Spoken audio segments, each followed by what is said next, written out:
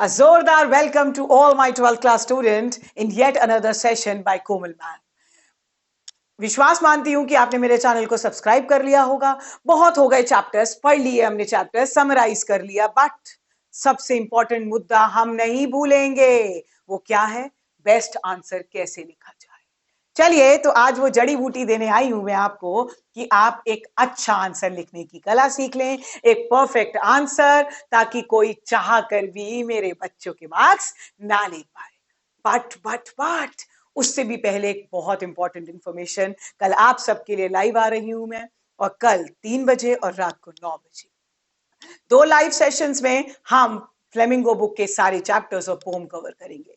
दोपहर 3 बजे मैं आप सबके लिए सामने सारी पोम्स का रिवीजन दूंगी और रात को चैप्टर्स की समराइजेशन, थीम, मैसेज, सब कुछ, ताकि इसके बाद आपको किताब खोलनी ना पड़े और सिर्फ एक काम, 98 मार्क्स लाएंगे। वीडियो के लाइव वीडियो में, लाइव क्लास में बने रहिएगा अंत तक, ताकि मैं इंपॉर्टेंट क्वेश्चन जब डिस्कस करूं तो आप वो क्वेश्चन लिख लें, आंसर्स के वैल्यू पॉइंट्स लिख लें। चले, सबसे बड़ा प्रॉब्लम क्या होता है? क्वेश्चन को आंसर में ढालना, मतलब एक परफेक्ट आंसर को शेप देना, परफेक्शन लाना, ताकि पूरे मार्क्स मिल जाए। क्या प्रॉब्लम आती है कि क्वेश्चन तो समझ में आ गया, इसे लिखना कैसे शुरू करें। देखिए, सबसे first and the foremost thing, जो क्वेश्चन लिखा होता है उसकी वर्ड लिमिट पर ध्यान दें। वर्ड लिमिट को क्रॉस ना करें। जरूरत से ज्यादा लिखे हुए शब्द या आंसर भी वैल्यू खो देते हैं। दूसरी बात, आंसर जर्नली पास्ट टेंस में लिखे जाते हैं। Why did M. Hamel not scold France? तो M. Hamel did not scold या M. Hamel scolded, मतलब जब क्वेश्चन did में होगा तो आंसर पास्ट टेंस में वर्ब की सेकंड फॉर्म में आएगा। अगर क्वेश्चन चुका है, चुकी है में आता है, मतलब why has this happened या what has happened, तो आंसर हैज और हैव के साथ, मतलब अगर काम हो चुका है तो हैज और हैव के साथ वर्ब की थर्ड फॉर्म में के साथ आंसर लिखा जाता है। अगर क्वेश्चन डू और डज के साथ आता है, why does he do that, he does this because, तो आंसर प्रेजेंट में। बाद में पास्ट में ले जाएं, मगर जो क्वेश्चन की मांग है उसके बेसिस पर आप टेंस का चुनाव करेंगे।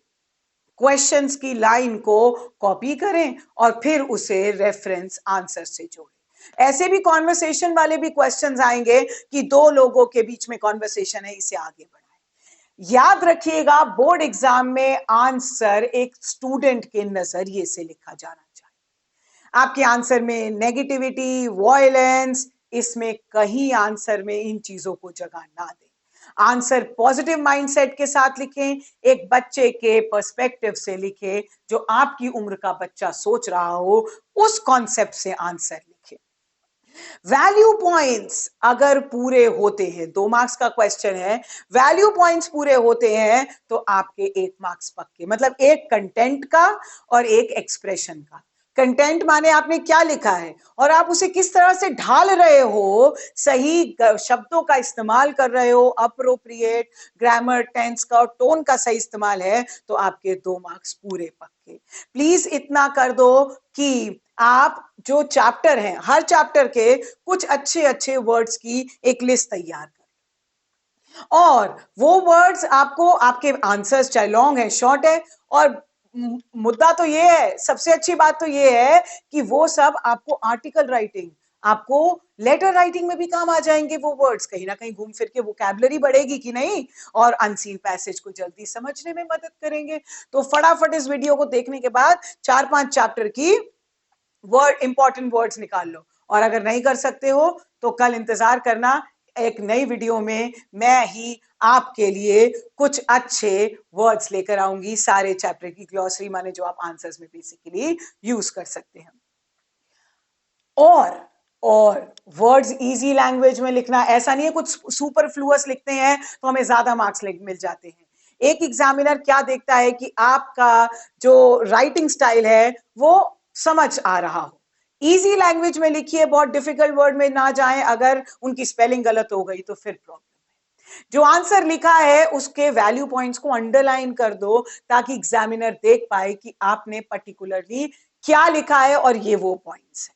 अगर आपके वैल्यू पॉइंट्स 3 में से भी 2 होते हैं तो आपको मार्क्स अवार्ड होते हैं।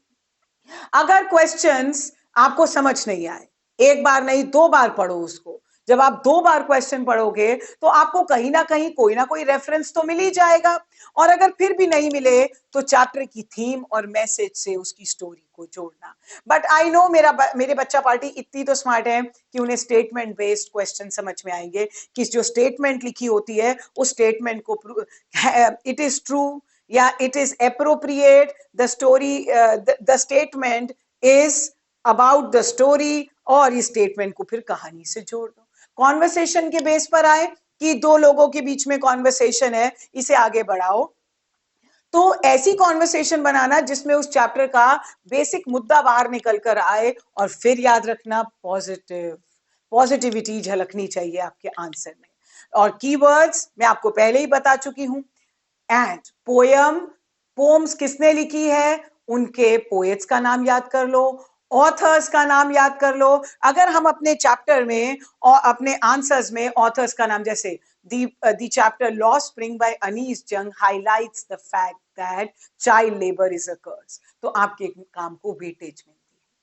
पोएट्स के नाम तो याद करने हैं, लिस्ट बना लो, और कल लाइव क्लास में मैं आपको वो भी 2-2 बार रिपीट करवा दूंगी। एक और इंपॉर्टेंट चीज, अगर आप ऑथर के राइटिंग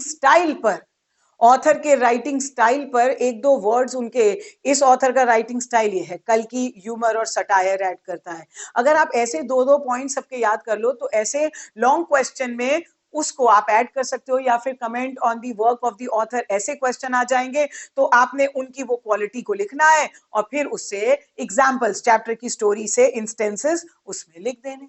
काम आसान हो जाएगा अगर आप उन सब चीजों के लिए प्रिपेयर हो। तो याद रखना, कंटेंट तो लिखना ही है, मगर उस कंटेंट को एक्सप्रेशन सही देने हैं, माने सही वर्ड्स का सही ऑर्गेनाइजेशन होना चाहिए। और last but not the least, अपनी रीडिंग स्किल्स को एनहांस करने के लिए 3-4 अनसीन पैसेज को पढ़ते रहो। याद रखना, जो पी सेक्शन प्रिपेयर्ड है उस सेक्शन को पहले अटेम्प्ट कर लो, रीडिंग टाइम में पैसेज पढ़ लो ताकि 80% आपका काम हो जाए। ब्लू बॉल पॉइंट पेन लेकर जाना है, पानी की बोतल ले जा सकते हैं बट ट्रांसपेरेंट होनी चाहिए। एग्जाम सेंटर में 9:50 तक पहुंच जाना, और with a smile, because when we have a smile on our face, tension fly away and go. इसी के साथ ये इंस्ट्रक्शंस पूरी हुई, आंसर्स बेहतरीन होंगे अगर कीवर्ड्स है, कंटेंट है, और उस कंटेंट को एक्सप्रेशन अच्छा दिया है। कुछ और चाहते हैं आप तो प्लीज कमेंट करिए, आपके लिए फिर कल हाजिर हो जाऊंगी लेकर। लाइव क्लास मत भूलिएगा, सब्सक्राइब नहीं किया तो चैनल सब्सक्राइब कर दीजिए and like the video. Bye bye, God bless you all, take care.